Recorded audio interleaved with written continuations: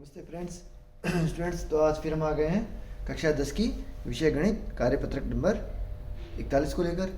और हमें इस 41वें में करना क्या है, एक ही प्रश्न है और प्रश्न जुड़ा हुआ है बहुलक से। तो एक बार हम प्रश्न पढ़ लेते हैं कि निम्नलिखित आंकड़े एक मोहल्ले में रह रहे 200 व्यक्तियों की प्रेक्षित आयु की सूचना देते हैं। आपको ये आंकड़े दिए गए हैं कि भाई आयु उनकी 0 से 20 है। देखो, एक तो होता है क्वेश्चन को हल करना, एक होता है क्वेश्चन को समझना कि हमारे फ्यूचर में भी काम में है। तो ये है क्या चीज़, अगर आप फ्यूचर में इकोनॉमिक्स वगैरह में जाते हैं या स्टैटिस्टिक्स की किसी भी ब्रांच में जाते हैं तो उसमें ये चीज़ें आएंगी तो आप उसको समझोगे कि भाई आयु 0 से 20, 200 व्यक्ति हैं तो 0 से 20 वाले लोग कितने हैं, 21 हैं। 20 से 40 वाले लोग कितने हैं, 35। 40 to 60 इज 71 एंड 60 to 80 और 55, 80 to 100 80। तो इस तरीके से 200 व्यक्तियों का आयु का दिया हुआ है आंकड़ा।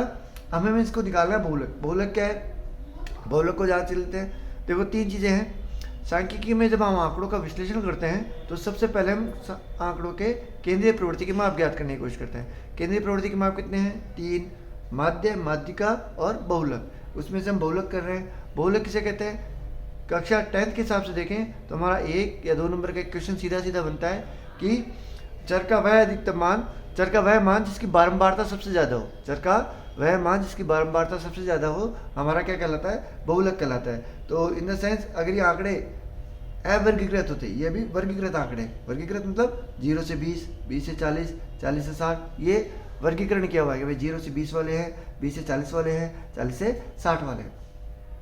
तो जब अवर्गीकृत होते हैं तब तो सीधा सा जिसकी बारंबारता सबसे ज़्यादा होती है वह चर का मान बहुलक कहलाता है। और अब इसमें हमें क्या करना होगा, फॉर्मूले से करना होगा। तो फॉर्मूला क्या है, एक बार पहले हम फॉर्मूला देख लेते हैं। बहुलक का फॉर्मूला अगर आपने कर लिया है, समझ में आ गया आपके, तो आपका आधा काम तो यही हो गया। बहुलक का फॉर्मूला है हमारा, बहुलक is equal to L plus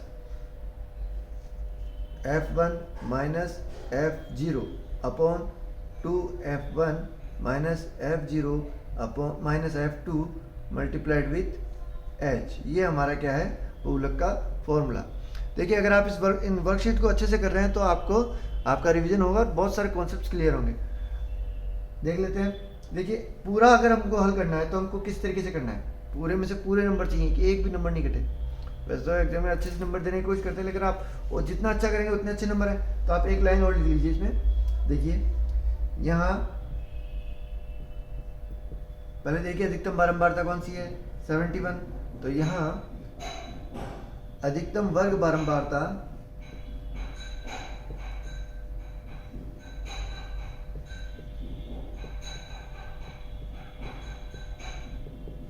71 है, जिसके संगत वर्ग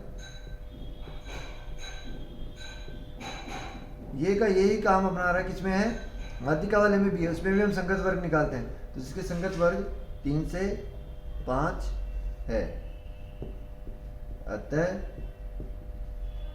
बहुलक वर्ग 3 से 5 नहीं है, जिसके संगत वर्ग है हमारा 40 to 60, जिसके संगत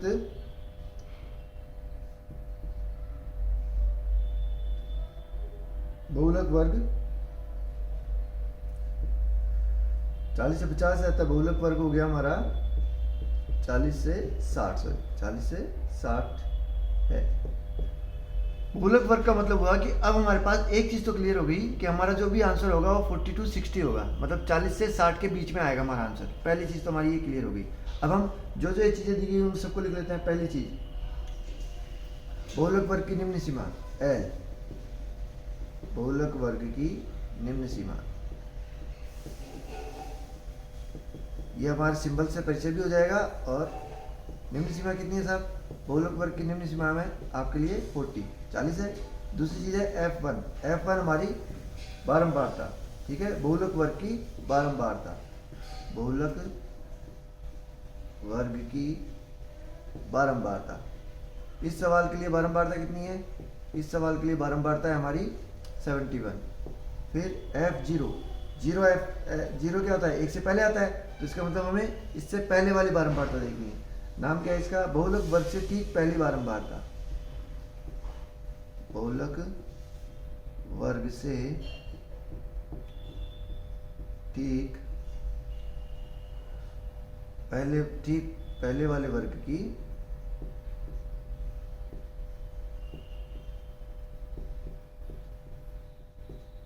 बारंबारता, या ठीक पहले की बारंबारता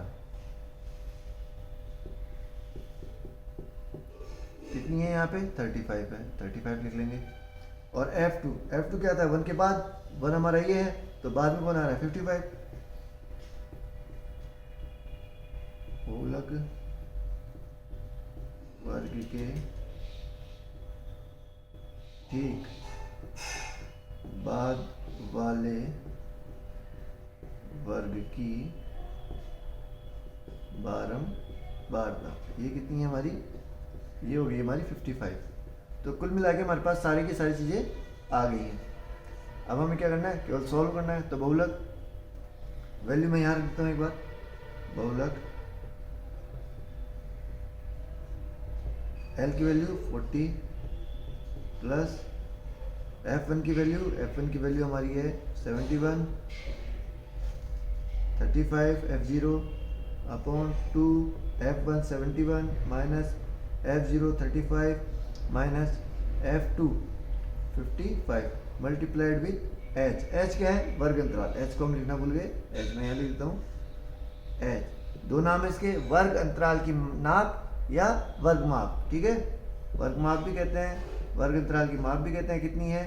देखिए 40 से 60 में कितने का अंतर है? 20 का, तो ये हो गया 20। सॉल्व करता हूँ इस तरफ।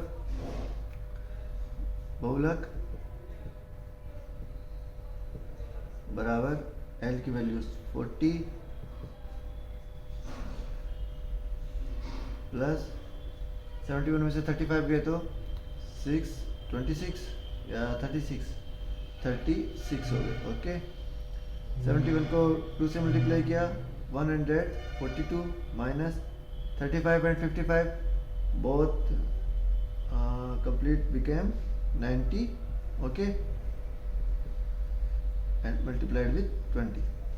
फिर 40 प्लस 36 अपॉन मल्टीप्लाई, इसको 142 में से 90 गए तो 252।